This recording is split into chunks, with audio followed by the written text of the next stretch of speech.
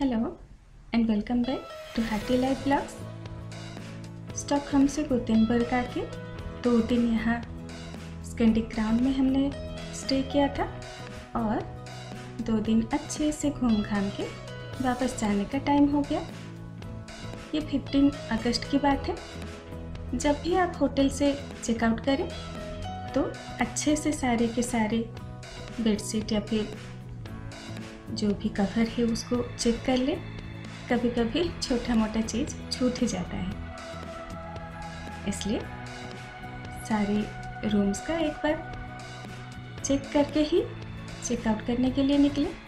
ये हम सुबह सुबह 5:30 को निकले हैं और यकीन मानिए इस टाइम में भी कितना अच्छा स्टाफ था कि सुबह सुबह सब लोग रेडी हो गए थे हमें बाय करने के लिए और ब्रेकफास्ट के लिए मना करने के बाद भी उन्होंने एक छोटा छोटा पैकेट ब्रेकफास्ट के लिए दे ही दिया। जर्नी के टाइम पे खा लीजिएगा बोल के मना करने के बाद भी। चलिए, इतना पर्सनल केयर और इतना अच्छा स्टे हमने खूब एंजॉय किया और सही टाइम पे ट्रेन भी आ गई और हमने बोर्ड कर लिया। अगर बड़ा एटैची है तो यहाँ जो साइड में सेल्फ है वहाँ आप रख सकते हैं और इस ओवरहेड जो सेल्फ होते हैं वो इनफ होते हैं छोटे छोटे एटैची रखने के लिए। आपके बैग्स, ब्रीफकेस, एटैची या फिर कोई भी आपका हैंडबैग हो आप ओवरहेड कंपार्टमेंट में रख सकते हैं। और लीजिए, टाइम पर ट्रेन भी चल पड़ी। गोतेनबर्ग को अलविदा करते हुए हम वापस स्टॉकहोम की तरफ चल पड़े। अगर मौका मिले तो गोतेनबर्ग फिर से आएंगे और फिर से वो सारे की सारी चीज़ें जो हमने इस बार छोड़ दी हैं वो ज़रूर देखेंगे।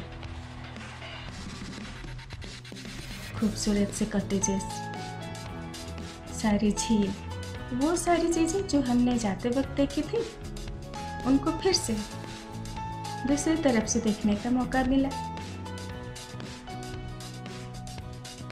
और ये सब नज़ारे देखते देखते हम धीरे धीरे आगे बढ़ने लगे।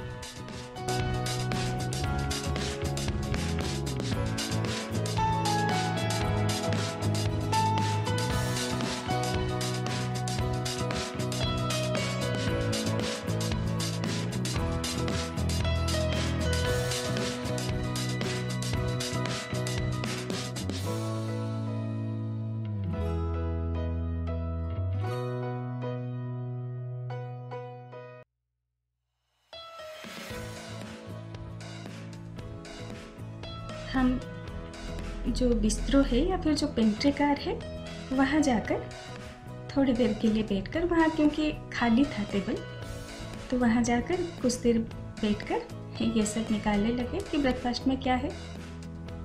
थोड़ा सा बोल के इतना सारा दे दिया था कि ख़त्म करना मुश्किल था। फिर भी उनका जो पर्सनल टच है स्कैंडिक क्राउन का वो हमें बहुत अच्छा लगा।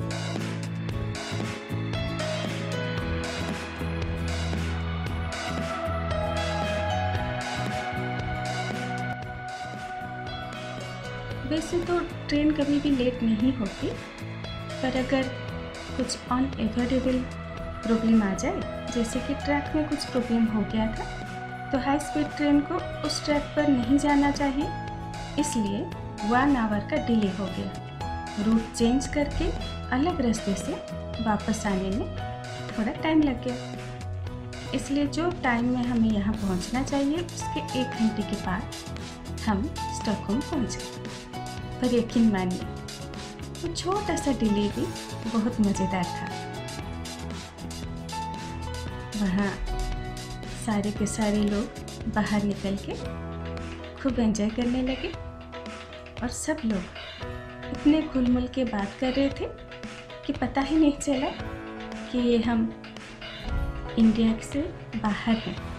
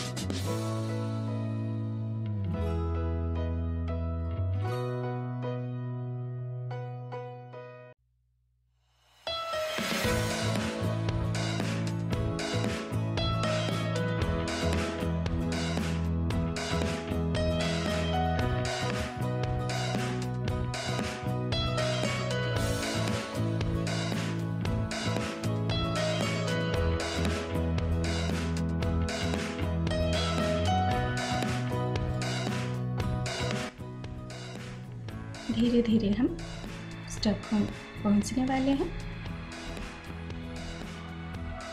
जितनी टायर्डनेस भी हो, घर पहुंचने की खुशी इतनी ज़्यादा होती है कि सब एकदम से एक्टिव हो जाते हैं। और ये हम पहुंच गए स्टॉकहोम स्टेशन और स्टॉकहोम सेंट्रल या फिर सेंट्रल स्टेशन, आप कुछ भी कह सकते हैं। अब सेंट्रल स्टेशन से हम फिर सबवे लेकर वापस घर पहुंच जाएंगे। जैसे हम आए थे वैसे ही चलते चलते ही टी सेंट्रल लाइन पहुंच जाएंगे। टी सेंट्रल लाइन से फिर डायरेक्ट ट्रेन लेकर हम घर के करीबी स्टेशन पहुंच जाएंगे और घर चल के सिंपल सा कर्ड राइस और बहुत सारा रेस्ट, क्योंकि हर दिन जल्दी जल्दी उठ के तैयार होना था। तो 2-3 दिन से जल्दी जल्दी उठ के तैयार होने में थोड़ी सी तो टायर्डनेस हो ही जाती है, नींद पूरी भी नहीं होती। इसलिए घर आकर simple food and complete rest, और हम धीरे धीरे करके सारे काम होते जाएंगे। अब 18 को बेटे का स्कूल रीओपन होने वाला है, तो उसकी भी थोड़ी सी तैयारी करनी है। पर समर वेकेशन का ये छोटा सा यादगार सा सफ़र हमेशा के लिए दिल में बना रहेगा। इस तरह के छोटे छोटे से जो ट्रिप्स होते हैं वो टायर्डनेस से ज़्यादा रिफ्रेश कर देते हैं। आप अगर मेंटली रिफ्रेश होते हो तो फिर कोई भी सफ़र बुरा नहीं होता, चाहे ट्रेन डिले हो या फिर घूमने फिरने का टायर्डनेस हो।